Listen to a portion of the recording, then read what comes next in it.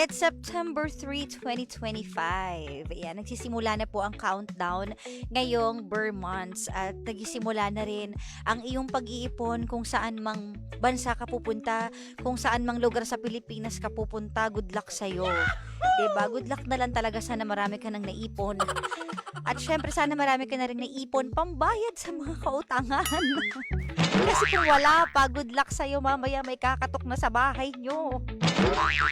At yan ang pinakamasakit sa lahat. Yung may kumakatok, tas magsisinungaling ka, sasabihin mo, pakisabi naman wala ako dito sa loob ng bahay. Pakisabi tulog pa ako. Ang dami mong excuse, di ba?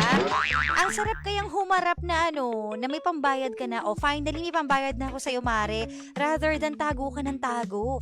Kasi yung tago ng tago, hindi ka talaga makakahinga niyan. Mahihirapan ka sa ginagawa mo. Ikaw lang din ang stress. Binibigyan mo ng stress ang sarili mo. So, iwas po tayo sa lahat ng stress. Ano po nangyari kay GK? Panic attack.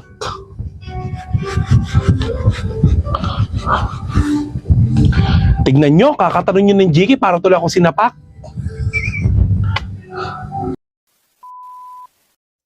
I feel you.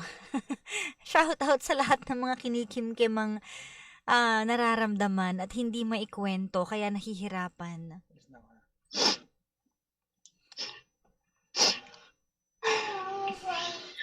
Kapag magulo na ang mundo, ikaw ang payapang hinahanap-hanap ko. Hoy, grabe siya. Hindi kasi kanina. Nasisilaw kasi ako dahil, di ba pag may migraine ka, nasisilaw ka sa liwanag talaga. Kaya nasisilaw ako, sabi ko mag-shades na nga lang ako. Kaysa maluha-luha ako dito. Gano'n na ba ako kaganda-gandang kara para masilaw ka sa Silaw na kagandahan silaw ako ko? sa'yo Sa kagandahan mo Ay, Hindi, nakataas yan. kwento ko lang kanina, pag alis si Gandang Kara, hindi ko siya pinapansin sa labas kasi nakadukdok siya sa labas. Yung pala, may may panic Migraine attack. ako. Oo. Ayun. Tapos, hindi nagtutugma yung script natin. Kailangan mo kong sang-ayunan. Kasi magmumukha kang arte-arte. Iyon. Ganyan nangyayari sa akin dati na nagpa-panic attack ako. So, I assume na panic attack yun. Kasi during your life, napapaiyak ka dun sa pinagdadaanan ng ano mo. Oo. Kasi somehow, kapag nakakausap ka ng same situation, yung same kayo ng pinagdadaanan. Maano ka talaga Oo. Tapos nagkatotoo pa yung dila mo kasi sabi niya kanina, wag ka nang umere kasi baka mamaya yung caller tapos di mo kayang anuhin, See? i-handle. Tapos sabi ko, hindi, okay lang, kaya ko yan. Sabi niya, mukha ka talagang pera. Mukha ka talagang pera. Talagang kanina ko pa sinasabi, rinig yan ng mga kasi naka-live ako sa TikTok kanina pagpasok niya dito. Mukha siyang hinalay ng mabangis na hayop. O, tingnan niyo yung mata ko kaya ako nag-shades. I-zoom niyo yung mata ko, di ba? Maganda ka pa rin naman. Hindi, nagluluha talaga yung mata ko, hindi ko kaya. Bakla ka kahit itabi mo ko, magmumukha kong dumi ng hayop. Ayan kusa talaga siyang tumutuloy yung luha. Wala akong magawa.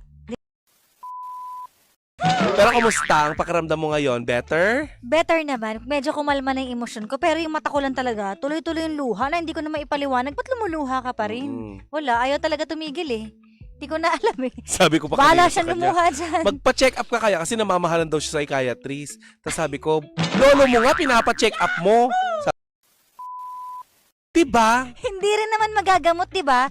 So, mas makakasama kasi malalaman ko lang. Lalo ako na-stress. Catherine, magbuo ko, usapin mo nga tong anak mo. Ang hirap pagsabihan.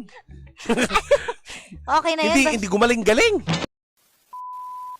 Huwag kang mag-alala pag abroad ko, marami ka ng pasalubong. Sas! Baba. Ang rason niya, ba't ako magbibigay ng pasalubong? Hindi naman nila ako binigyan ng pabaon. Hindi, tsaka kuripot ka talaga, Tim. Nakakalimutan ko lang bumili-bili. Hindi, kuripot ka talaga. Grabe siya. Kung hindi ka kuripot, maski sarili mo, tinitipid mo nga, di ba? Hindi ka nga nagpapadoktor.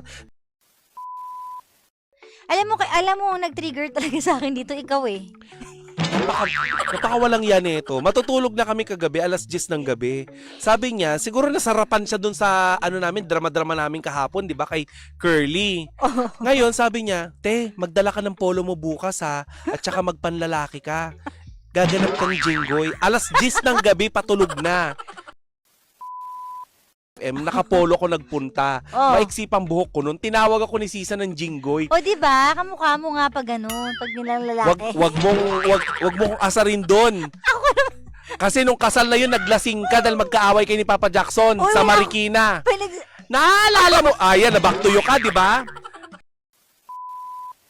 Huwag ka na mag-comment. Hindi na nga. Masisira ka. Dadagdagan yung anxiety mo. mawawala to kapag nagjinggoy ka na. Kaya bukas, mag-shoot tayo. My gosh, saan ako hanap Polong puti Di ba? Sige, kung mawawala na yung anxiety mo, sige, gawin natin bukas yan, ha? Grabe na, mawawala na. Hindi ganun kabilis. Huwag mo kong inuuto. Sira ulo to. Kung ano-anong ginagawa sa akin. Kayo tong sabi ni Papa Jackson, no, kapag wala akong kahit anong headband sa ulo, maglagay ka ng kahit bulaklak sa ulo, nagpahaba ko ng buhok, gusto niyo naman magpaiksi ako ng buhok.